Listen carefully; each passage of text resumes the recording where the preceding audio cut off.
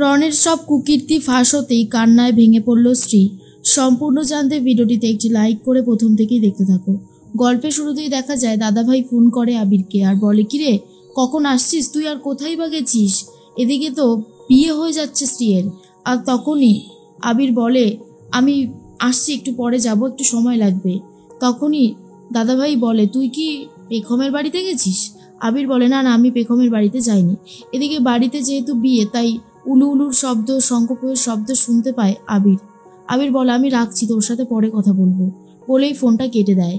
আর তখনই পেখমকে বলে, জানো তো পেখম, বাড়িতে না প্রচণ্ড সাউন্ড শুনতে পেলাম বিয়ের। আচ্ছা দিদিভাইয়ের বিয়েটা হয়ে যাবে না তো? তাহলেই তো সব শেষ হয়ে গেল। পেখম বলে, না না, আমাদেরকে তার আগেই একটা ব্যবস্থা করতে হবে, অফিসারকে সব খুলে বলতে হবে। এরপর অফিসারকে বলতে থাকে যে, অফিসার ওদিকে তো আমার ননদের বিয়ে হয়ে যাচ্ছে, ওই শয়তানটাকে তো অ্যারেস্ট করতে হবে। সঠিক সময় যদি অ্যারেস্ট করতে না পারেন তাহলে যে সব শেষ হয়ে যাবে। অফিসার বলে, চিন্তা করবেন না, আমি একটা ব্যবস্থা ঠিক করবই। আসলে লিগ্যাল প্রসেস অনুযায়ী তো সব কিছু হবে, তাই লিগ্যাল প্রসেস করতে একটু তো সময় লাগবেই। আপনি আমাদেরকে একটু সময় দিন, এক্ষুনি আমরা সবটা করে দিচ্ছি। তখনই পেখম বলে, বেশ, আপনারা একটু তাড়াতাড়ি করুন, হ্যাঁ যতটা সময় লাগবে নিন, কিন্তু বিয়ের আগেই পৌঁছতে হবে। অফিসার বলে, আপনারা এখানে থেকে কি করবেন? আপনারা বরং যান, গিয়ে অপেক্ষা করুন, বাড়িতেই যান, আমরা দেখছি কত তাড়াতাড়ি যাওয়া যায়। এরপর পেখম বলেন, না না, আমি এখানেই থাকি। আবির বলে, এখানে থেকে কি করবে পেখম? তার আগে চলো আমরা বরং বাড়ি যাই, সেখানে গিয়ে সবটা দেখি কেমন হয়। এর মধ্যেই তখনই কুহেলি রানার বিয়ের জন্য সমস্ত ব্যবস্থা করছে। আর রন তখন বলে, সত্যি আজ তোমরা যদি আমার পাশে না থাকতে তাহলে যে কি করে সবটা করতাম কে জানে। কুহেলি বলে, কি যে বলো না রানাদা, তোমার বিয়ে বলে কথা আর আমরা থাকবো না সেটা কি হতে পারে? এই দেখো, আমরা সমস্ত ব্যবস্থা করে নিয়েছি, এবারেই আমরা বরযাত্রী হয়ে বেরিয়ে পড়ব। রানা বলে, সত্যি আজকে পেখমটাও যদি থাকতো এখানে কত মজা হতো, জানি না ওই বাড়িতে আছে কিনা। কুহেলি বলে, ছাড়ো তো ওর কথা, ও কি করবে জানার দরকার নেই, আমরা আছি তো তোমার সাথে, আবার কিসের ভয়, চলো এবারে আমরা দুগ্গা দুগ্গা করে বেরিয়ে পড়ি।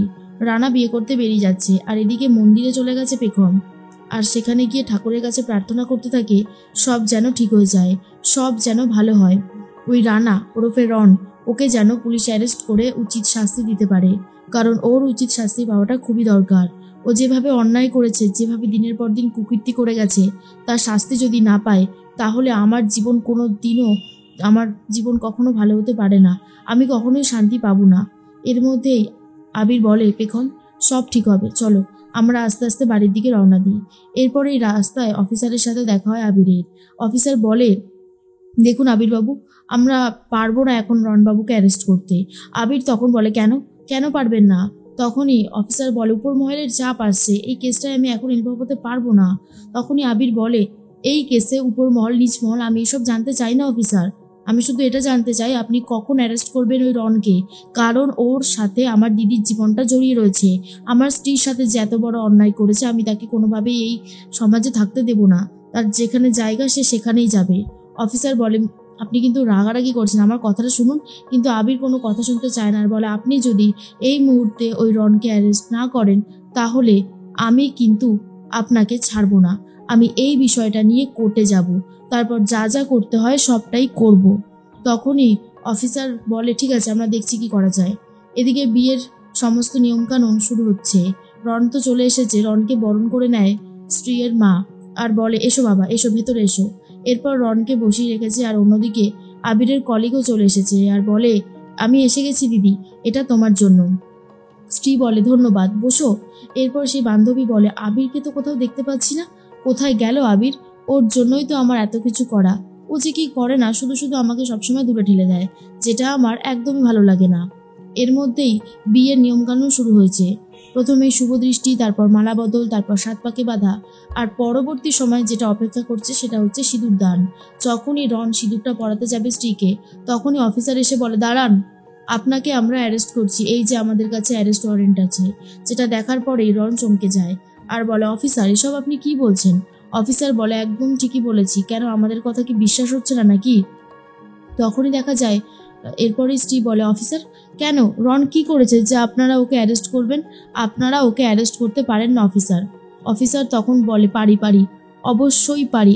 আর আমরা কি পারি আর কি পারি না সেটা নিশ্চয়ই আপনার থেকে শিখবো না? আপনি চলুন আমাদের সাথে। রন তো যেতেই চায় না। এরপরে স্ত্রীর বাবা বলে, অফিসার আপনি এসব কি বলছেন? আজকে রনের বিয়ে, আজকে কি এসব না করলেই নয়? আমি হাত জোর করে বলছি আপনারা প্লিজ যান, আমাদের বাড়িতে একটা শুভ কাজ সম্পন্ন হচ্ছে, দয়া করে এমনটা করবেন না। অফিসার বলে, আমরা একজন অপরাধীকে অ্যারেস্ট করতে এসেছি, আমরা কারোর কথা শুনতে পারবো না, ওনাকে অ্যারেস্ট করে আমরা চলে যাব। এরপরে অফিসারকে রন প্রশ্ন করে, আমার বিরুদ্ধে এরকম অ্যারেস্ট ওয়ারেন্ট কেন নিয়ে এসেছেন? কে এফআইআর করেছে আমার বিরুদ্ধে? তখনই পেখম বলে জোর গলায়, আমি করেছি। আর এরপর পেখম আর আবির সবার সামনে চলে আসে। স্ত্রী বলে, আবির, পেখম, তোমরা? আবির, তুই এটা কি করে করতে পারলি? তুই তোর নিজের দিদির সর্বনাশটা কি করে করতে পারলি বল? আবির বলে, না রে দিদি, সর্বনাশ না, তোকে বাঁচাতে চাই, তাই জন্যই এই কাজটা করেছি। আমি জানি তুই আমাদেরকে বিশ্বাস করছিস না, কিন্তু যেটা সত্যি সেটা তো কখনো চাপা থাকে না রে দিদি। এই সত্যি কথাটা তো আমাকে বলতেই হতো। অফিসার অ্যারেস্ট করুন, এখনো কি করতে দাঁড়িয়ে আছেন এখানে? এরপর রন বলে, স্ত্রী স্ত্রী আমাকে যেতে হবে, আমার আর কিছু করার নেই, তুমি চিন্তা করো না, আমি নিজেকে নির্দোষ প্রমাণিত করে ঠিক ফিরে আসব। কিন্তু স্ত্রী তো ভীষণই কান্নাকাটি করতে থাকে আর বলে, না তুমি যেও না রন আমাকে ছেড়ে, আমি ভালো থাকতে পারবো না, আমাদের বিয়েটাও তো সম্পন্ন হলো না। রন বলে, সম্পন্ন হবে, আমাদের বিয়ে এক্ষুনি সম্পন্ন হবে, আমি তোমাকে ভালোবাসি না, তাই আমি তোমাকে এক্ষুনি সবার সামনেই নিজের স্ত্রীর সম্মান দেব এই সিঁদুরটা পরিয়ে। আমাদের বিয়ের সব কাজ তো হয়েই গেছিল, এখন একটুখানি কাজ বাকি আছে, আর যত তাড়াতাড়ি সম্ভব সেটা আমি সম্পন্ন করতে চাই। যা হবার হয়ে গেছে সে সমস্ত কিছু ভুলে গিয়ে আমি তোমাকে স্ত্রীর সম্মান দেব, আর তারপরেই এই পেখমের ব্যাপারটা আমি বুঝে নেব। পেখম বলে, আপনি রানা রায়চৌধুরী অনেক অপমান করেছেন আমাকে, ছোট ছিলাম তখন অনেক অন্যায় হয়েছে আমার সাথে, আমার গায়ে নিয়মিত হাত দিয়েছেন আপনি, তাই আপনার এই কুকীর্তির শাস্তি আপনি এখন পাবেন, হাড়ে হাড়ে টের পাবেন একজন মেয়েকে টর্চার করার ঠিক কতটা জ্বালা। আর তখন অন্যদিকে স্ত্রীর স্মৃতিতে সিঁদুর পরিয়ে দেয় রন আর বলে, আমাদের বিয়ে তাহলে সম্পন্ন হলো। অফিসার, এবারে আমাকে অ্যারেস্ট করুন। আবির পেখম দুজনেই চমকে গেছে, যেটার ভয় পাচ্ছিল সেটাই হয়েছে। শেষ পর্যন্ত রন স্ত্রীকে সিঁদুরটা পরিয়ে দিয়েছে, স্ত্রীর সম্মান দিয়েছে। এটা কোনোভাবে মেনে নিতে পারছে না পেখম, আর বলে, এটা হতে পারে না, এটা কোনোভাবেই হতে পারে না। শেষ পর্যন্ত বিয়েটা হয়ে গেল আবির। আবির বলে, অফিসার অ্যারেস্ট করুন একে। এরপর অফিসার রনকে অ্যারেস্ট করে নিয়ে যায় টানতে টানতে। আর এরপর ভরা বিয়ে বাড়িতে প্রচণ্ড কান্নায় ভেঙে পড়েছে স্ত্রী। আর তারপরে স্ত্রী বলে, এটা এসব কি হয়ে গেল? হ্যাঁ, কি হয়ে গেল এসব? তখন অন্যদিকে স্বর্ণালী এসে ঠাস করে এক চড় মেরে দেয় আবিরকে আর বলে, এই মেয়েকে আমি কখনো ক্ষমা করতে পারবো না, এই মেয়ের জন্য আমার মেয়ের জীবনটা নষ্ট হয়ে গেল, আমি কি সে কথা ভুলে যেতে পারি? এবারে ওরা উচিত শাস্তি পাবেই পাবে। আবিরও খুব কান্নাকাটি করতে থাকে আর ভেঙে পড়েছে পেখম নিজেও।